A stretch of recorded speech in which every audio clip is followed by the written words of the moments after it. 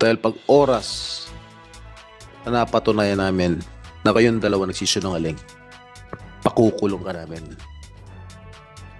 Okay?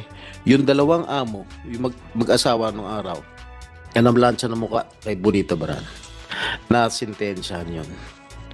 Habang buhay. Reclusion perpetua. Namatay na lang yung amo, yung babae. Nakukulong habang buhay sa Muntinlupa, yung lalaki.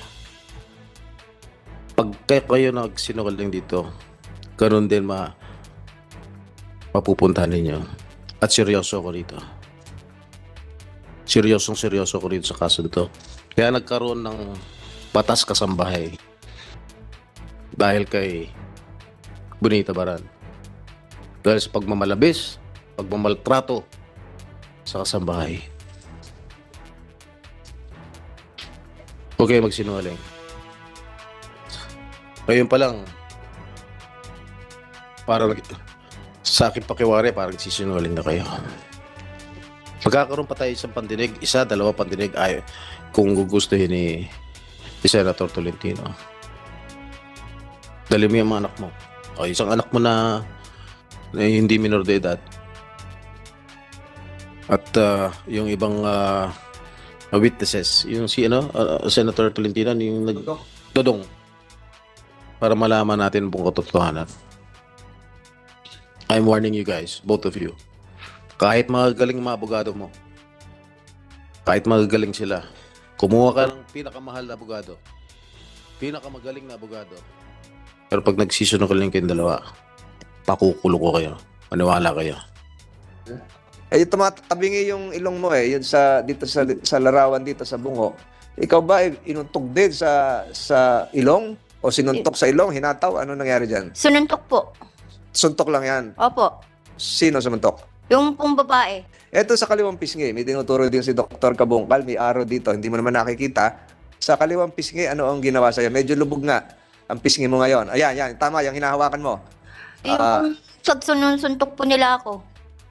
Sa kaliwang pisngi. Opo. So yung ginagawa sa'yo, pag inuntog ka sa kanang bahagi ng iyong sentido, sinasabayan din ng suntok sa iyong ilong at sinusuntok ka rin sa kaliwang pisngi. Opo. Isang insidente yan na ginagawa o sabay-sabay o malimit gawin sa'yo? May limit po. May limit. Bakit palagay mo ginagawa sa'yo yun? Yung pong lagi pong sinasabi, inuulit po yung sinasabi sa akin na wag ko na daw, pag ginagawa ko daw po yung ginagawa kong naglalagay ng mga bulbul sa pagka. Meron ka ba naging kasalanan na tatandaan? Wala po. Wala kang kasalanan Opo. sa iyong natatandaan. Opo. Sa iyong natatandaan, ikaw ba ay pinarusahan at humingi ng paumanhin doon sa iyong mga amo?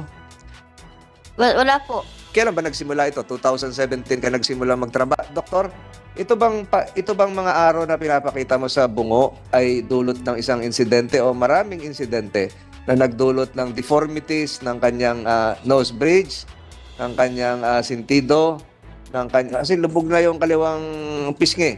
Meron ka ba ito ba ho ay isang insidente o maraming insidente sa inyong pagkakaalam bilang isang eksperto sa pagiging doktor? Yes po. Pag masyado pong matindi yung trauma, pwede pong isang beses. Kaya lang pwede rin po siyang marami. Pag inulit po yung, halimbawa, may tama ng ganito, inulit ulit, 2017, halimbawa, kailan ka unang sinaktan, ama ng LB? Yung pong Sa iyong unang taon mo pagtatrabaho, pangalawang taon, kasi 2017, 18, 19, 20, 21, 22, 23, 6 na taon ka nagtrabaho. Sa unang taon ka ba sinaktan? Sa pangalawang taon, panglimang taon, pang-apat na taon, sa iyo natatandaan? 2020 po. 2020, pakalipas ng 18, 19, 20, pakalipas ng 3 taon. Doktor, mabalik ko sa inyo. So kung ginawa po ito 2020 sa ngayon kay Manang LB at naulit, tatanungin ko ulit sa kanya kung naulit, ito ba yung talagang idudulot nito o sa isang insidente kanya na kagad? Yun ang tanong ko rin sa inyo kanina. Opo. Pag ganit po kasi katindi, kailangan na niya ma-hospital. Kasi masyado pong malaki ang force na in-apply sa mukha. kung part-part lang po ng katawan, pwede siyang hindi masyadong, yun lang, basag lang ng konti. Nang mukhang ito po yung pinakamanipis. Madali po itong, Yung pisngi. Opo. Medyo nga nakalubog yung kanyang isang suntok lang po yan, pwede pong mag-fracture yan. Manong LB, tanongin kita ng diretso. Ilang beses ginawa ulit ito sa iyong karanasan at pag-alala? Ilang beses? Marami na po. So 2020, ilang beses? Marami na po. Ulit-ulit. Ulit-ulit. 2021, inulit-ulit. Opo. 2022, inulit-ulit. Opo. Doon ulit, pisngik, sentido, ilong. Buong katawan ko na po. Buong katawan na. So hindi lang sa banyo, ginangyari? Hindi po. Sa mga kwarto, sa labas. So yung mga tagiliran mo, yung narinig mo kanina yung sinabi ko, yung sa kidney, yung likuran, natamaan ka rin doon? Opo, sa likod. Hinampas po nila ako ng pangnungkit po ng sinampay at ng sunturon at hangi. Panungkit ng sinapay, kawayan siguro yon. Bali nga po sa akin yun para pong kawayan o bakal. Nabali sa'yo yung kawayan? Opo, sa likod. Sa likod. Pagkampas po Doon sa yung akin. kidney, di ba doktor? Doon yung kidney kinukwento ko kanina. Yung... Yes po. So wala kayo nakitang findings na deformities sa internal organs? Dr. Magalona? Upon examination po, wala pa po. Wala. Oh, so, lahat yun ininda mo. Hindi ka nagsabi na, dalhin nyo naman ako sa pagamutan, sa ospital. Parang awa nyo na. Wala po, hindi po naman nila po ako dinala sa ospital eh. Pero humingi ka ng tulong na parang awa nyo na, dalhin nyo na ako sa ospital kasi dumudugo na itong ilong ko. Hindi po, hindi nila ako dinala sa ospital. Binibigyan na lang po ako ng gamot. Anong gamot yun? Yung pong, hindi ko po alam kung anong gamot po yun. Basta inumin ko daw po. 2 klaseng gamot po yun. Painkiller siguro yun, doktor. Baka paracetamol. Hindi na tayo magbabanggit dito ng brand. So, iniinom mo naman yung gamot, nawawala yung sakit. Opo, Pahinga ka, tapos ulitin uli yung gulpe. opo. Sa loob na isang linggo, ilang gulpe?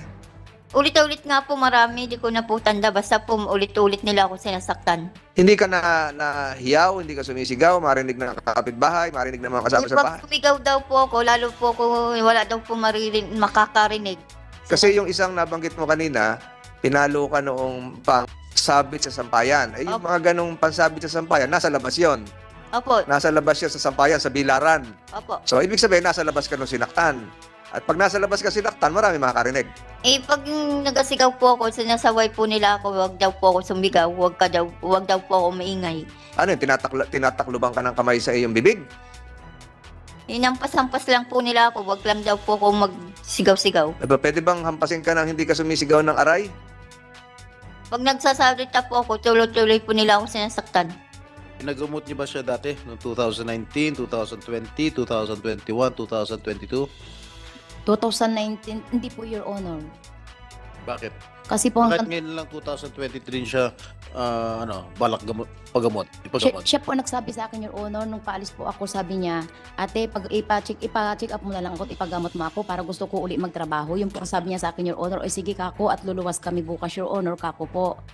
E di sabay ka na sa amin, sabi ko po, ay nung nag-deliver naman kami, sadya talaga na ano din at hindi kami nakasingil ng sibuyas, iniwan lang po namin sa Balintawak ang sibuyas, hindi rin po kami nabayadan. Pero ang sabi, the Provincial Yeah, yeah. Estrada, sinakay daw sa truck ng sibuyas, wala naman siyang kasama. Mayroon po, Your Honor, yung kasama niya, kasi doon po sa unahan, Your Honor, Sabi niyo kasi sasamahan niyo. Sinamahan niyo sa truck ng sibuyas?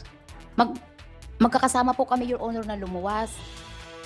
Opo, Paano mo ba sa truck ng sibuyas? Aling magkakasama po kami. Pero doon nga lang po kami sa unahan banda kasi puno po. May kasama siya sa likod yung isang boy namin. Pero po ang biyahe ng mula sa amin hanggang sa pier po, wala pa pong 30 minutes.